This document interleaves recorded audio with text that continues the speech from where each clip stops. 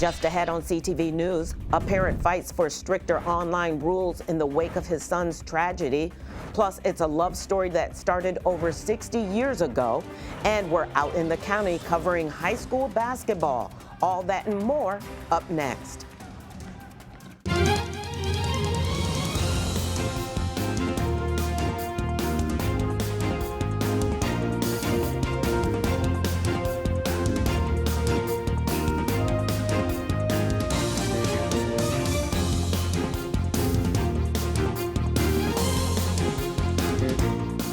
Good evening. I'm Patricia Vallone with a CTV News update. Well, it is called the Maryland Kids Code, legislation meant to keep children safer online. This week, the measure, which would enact new mandates for large tech companies, gets 2 hearings in Annapolis. Advocates are testifying, including the Prince George's parents of a child who died after trying a social media challenge. Todd Myers Sr. lost his little boy, Matthew, in 2019 to a deadly stunt called the choking or blackout challenge. On the evening of March 7th, 2019, we found our son, Matt, unresponsive with something around his neck. I was trained in CPR in the Army and began administering it to Matt.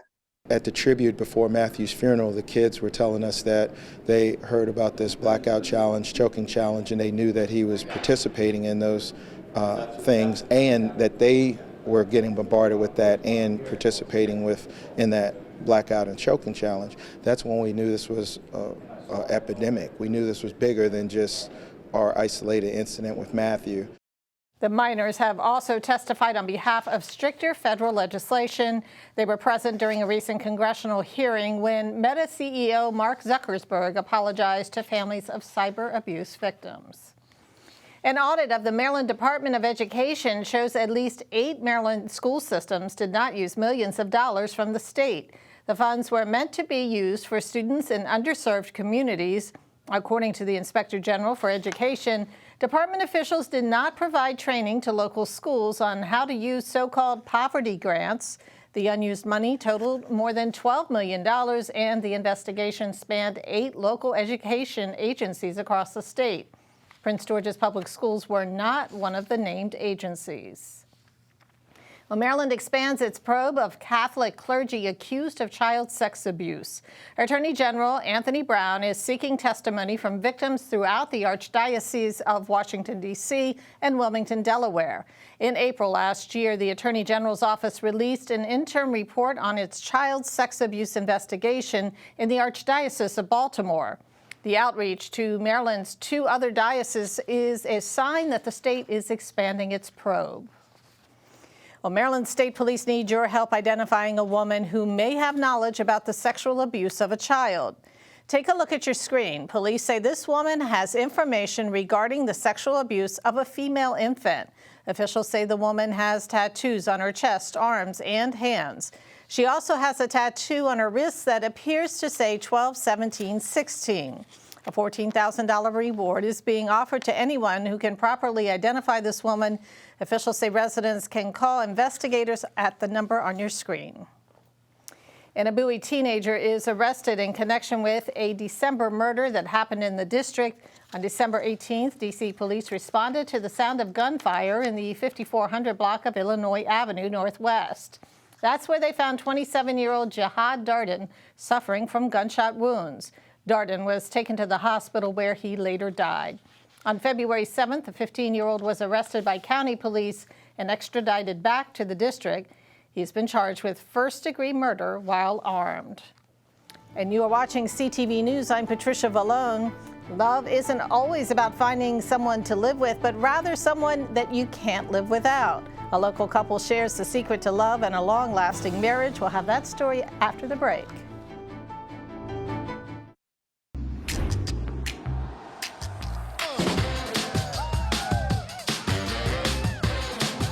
Everyone likes rooting for their favorite team with some friends. But if you plan on drinking, don't drive. Designate a sober driver or schedule a rideshare for a safe ride home. Be the make a plan driver. Be the driver who saves lives. Welcome back. Well, they say love is priceless, but people are dropping record chunks of change this Valentine's Day. The National Retail Federation estimates that Americans will spend about $25.8 billion on the holiday this year. The Federation also expects people to spend more than $100 on their significant others today. So what are people spending all that money on? Topping the list is candy, followed by greeting cards, flowers, dining out, and jewelry.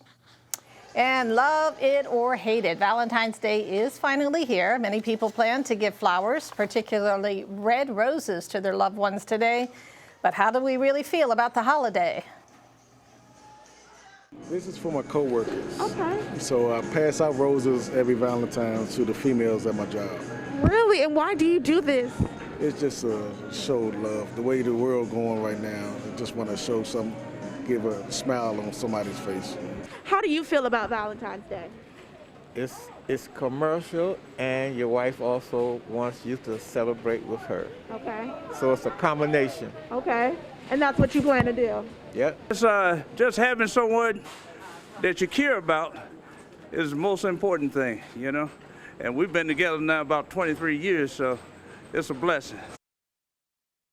And speaking of celebrating Valentine's Day, our Byron Scott has caught up with a couple of lovebirds in Suitland. They've been married for decades, and he got to learn about the secret of lifelong love. Very important to both of us is that we were reared practically the same way, family oriented. On this Valentine's Day, this is a story about lasting love. He used to ride his bicycle over my house to see me after he delivered his newspaper. Meet Andre and Cynthia Jordan of Suitland. How did you know he was the one? Oh, my goodness. This man bought me my first pair of blue suede 19s in high school. The two met at a dance party in 1960. I saw her, and she could dance, and I was a pretty good dancer myself. So we just kind of met. The D.C. natives soon took a liking to each other and started dating. He was so caring. He used to sing to me on the phone with the family listening. You still sing? No, I never could sing, but I just had more nerve back in those days. She called him Andre. He called her by her nickname, Pinky. My mother gave me that name 1944. She was at the movies watching that movie Pinky, and she loved the movie so much that she had to go back and see it after she had me because she didn't finish the first movie out, so she named me Pinky. Thing about her, she not only could dance, but she was athletic. Of course, it helped that her parents liked him. That's my boy. He fell in love with me. My mother loved him more so than she loved me. So he was just an all-in-out good guy. The Jordans will celebrate their 61st wedding anniversary later this year. They've raised 5 kids and have 9 grandchildren. So today's Valentine's Day. I see you both wearing red. Mm-hmm. My idea. He said we look like Bahamas. As you can see, they like to have fun. Andre rose through the ranks and became assistant chief for the U.S. Park Police. She ran a daycare center. The key to their longevity, they say, is relatively simple: family. We were both family oriented because of the way we were brought up. Also very important, they say, is communication. Have some conversations when we were alone, but we never argued and fussed in front of the kids. They never saw us fight. We've always had to just work it out, work everything out, you know, and we work good together. You know, we have a lot of parties, we cook a lot, we do things, but we're a team.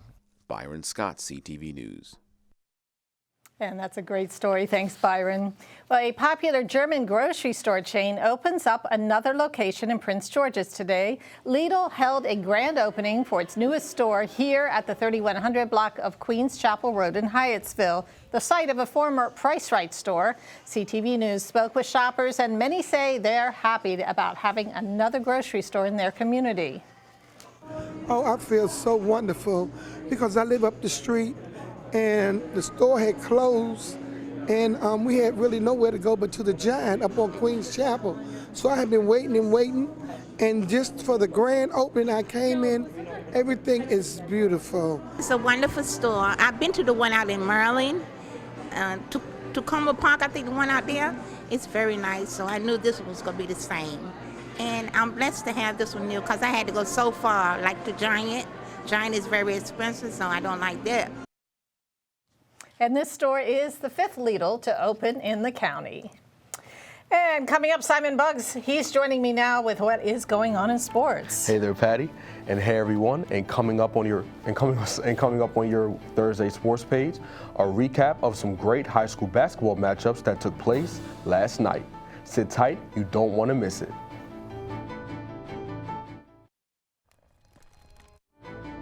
I've always been told I gotta be strong. Thick skin, tough as nails. But to be everything for everybody, it wears on you. Black don't crack, they say. But it can. We all can. Reach out to a friend if you see them going through it.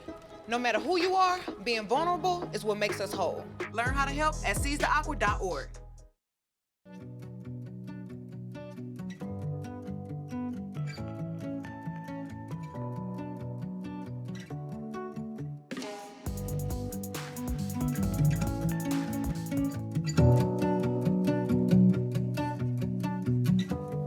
If you have more room in your heart this Valentine's Day, you may want to meet Bruno, our pet of the week. Bruno is a 3-year-old male rabbit. He is very, very, very friendly. So he would be suitable for any kind of home. He's super friendly. He would do great in a home with kids. A lot of our rabbits are not that social or don't like to be picked up. He enjoys interaction and is not hand shy or anything, so I think that he would do well in any type of home. And if you want to adopt Bruno or any of his cuddly friends, you can call Animal Management at 301-780-7200.